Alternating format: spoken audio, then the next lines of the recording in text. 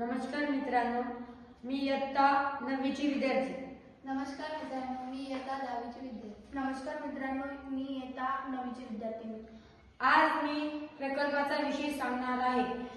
जुन्या वस्तूपासून काही नवीन वस्तू तयार करणे, जसं की काही घरात लागणाऱ्या वस्तू आणि चटई. आजकाल बाजारात मिळणाऱ्या चटया प्लास्टिकचा वापर करून बनतात आणि जे आपले कपडे राहतात म्हणजे या चटयांमुळे आपल्याला पर्यावरणाला हानिकारक असतात आणि अशा चटया आपण या साडीपासून बनवू शकतो घरी. हे ड्रेस पण आपण छोट्या छोट्या तुकड्यातनी कपड्यांच्या बनवू शकतो. आमचा उपाय सोपा आणि कमी खर्चात आहे. महत्त्वाचा टप्पा म्हणजे महिलांना आत्मनिर्भर संधी मिळते.